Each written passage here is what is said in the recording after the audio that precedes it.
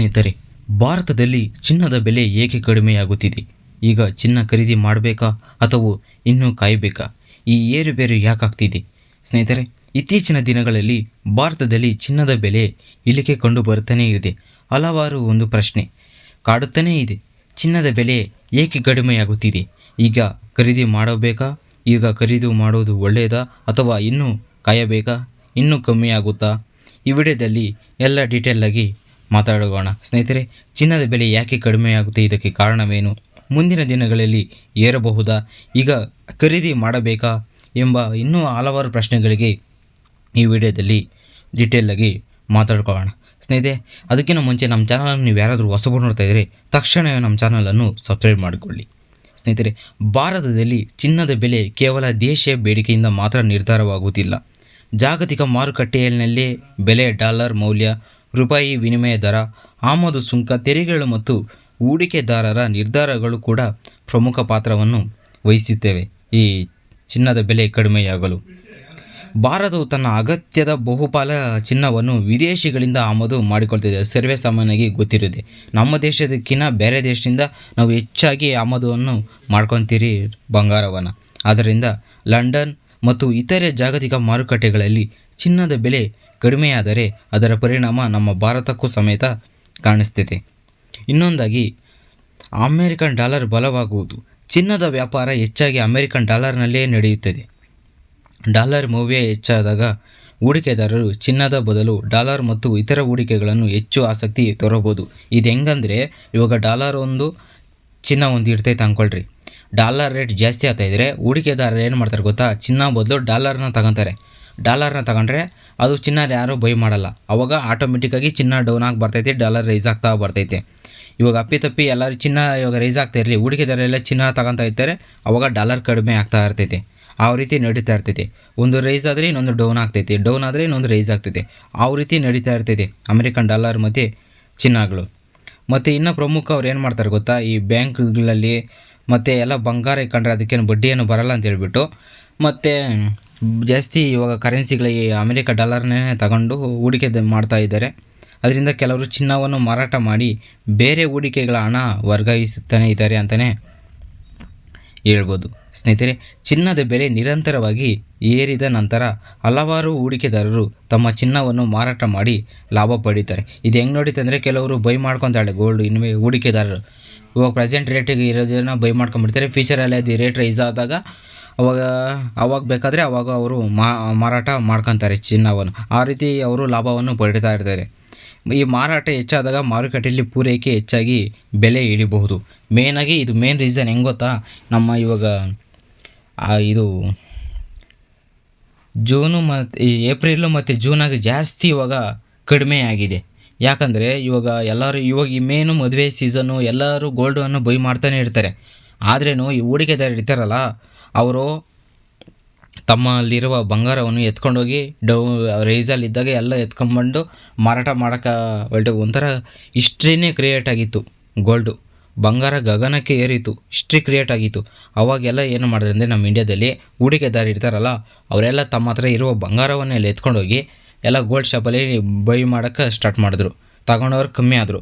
ಎಲ್ಲರೂ ಎತ್ಕೊಂಡೋಗಿ ಅಲ್ಲಿ ಗೋಲ್ಡ್ ಶಾಪೆಲ್ಲ ಇಕ್ಕಿದ್ರಿಂದ ಆವಾಗ ಆಟೋಮೆಟಿಕ್ಕಾಗಿ ಬಂಗಾರ ರೇಟು ಡೌನ್ ಆಗ್ತಾ ಬಂತು. ಮತ್ತು ಇತ್ತೀಚಿನ ಇನ್ನೂ ಕೆಲವು ಕಾರಣಗಳಿವೆ. ಕೆಲವೊಮ್ಮೆ ಇವಾಗ ಮದುವೆ ಸೀಸನ್ ಮುಗಿದ ನಂತರ ಅಥವಾ ಖರೀದಿ ಕಡಿಮೆಯಾದ ಚಿನ್ನದ ಬೇಡಿಕೆಯೂ ಸಮೇತ ಇಳಿಬೋದು.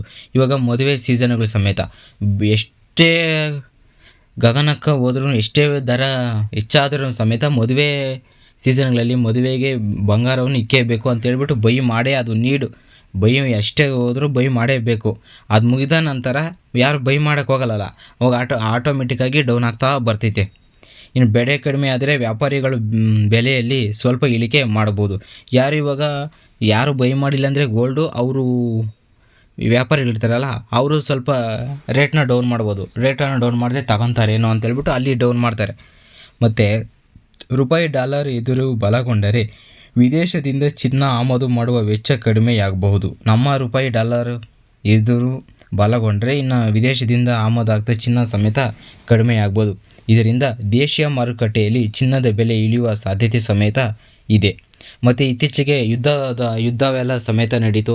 ಅದರಿಂದ ಕೆಲವು ಬೆಲೆ ಎಲ್ಲ ಕಡಿಮೆ ಆಯಿತು. ಮತ್ತು ಶೇರ್ಸು ಅವೆಲ್ಲ ಇನ್ನು ಮತ್ತು ಇವಾಗ ಎಲ್ಲರಿಗೂ ಒಂದು ಪ್ರಶ್ನೆ, ಇವಾಗ ಈ ಸೀಸನ್ ನಮ್ಮ 2 ತಿಂಗಳಲ್ಲೇ ಇಷ್ಟು ಬದಲಾವಣೆಗೊಂದಿರೋದು ಜಾಸ್ತಿ. ಒಂಥರ ಹಿಸ್ಟ್ರಿನೇ ಕ್ರಿಯೇಟ್ ಆಗಿತ್ತು ಗಗನಕ್ಕೆ ಹೋಗಿರೋದು.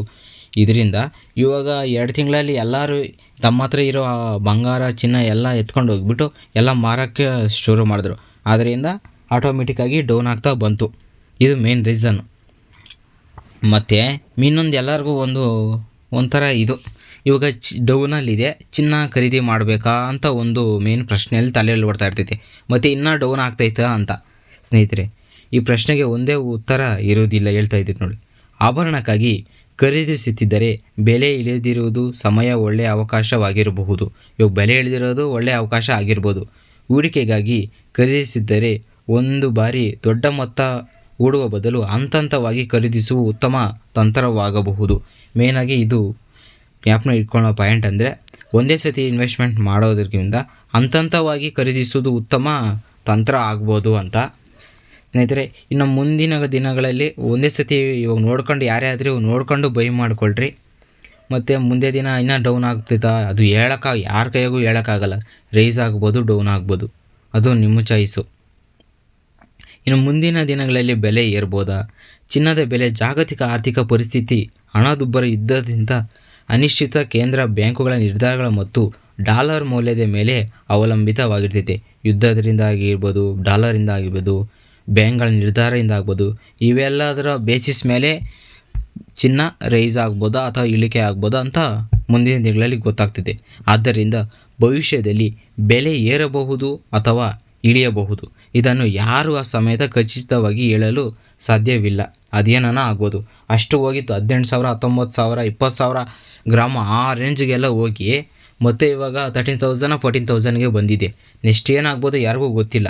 ಸ್ನೇಹಿತರೆ, ಕೊನೆಯದಾಗಿ ಒಂದು ಮಾತು, ಚಿನ್ನದ ಬೆಲೆ ಕಡಿಮೆಯಾಗುತ್ತಿರುವುದು ಹಲವು ದೇಶೀಯ ಮತ್ತು ಅಂತಾರಾಷ್ಟ್ರೀಯ ಕಾರಣಗಳ ಒಟ್ಟಾರೆ ಪರಿಣಾಮ. ಇದ್ರ ಮೇನಾಗಿ ಚಿನ್ನ ಖರೀದಿಸುವ ಮೊದಲು ನಿಮ್ಮ ಅಗತ್ಯ, ಬಜೆಟ್ ಮತ್ತು ಹೂಡಿಕೆ ಗುರಿಯನ್ನು ಗಮನದಲ್ಲಿ ಇಟ್ಟುಕೊಂಡು ನಿರ್ಧಾರವನ್ನು ತೆಗೆದುಕೊಳ್ಳಿ.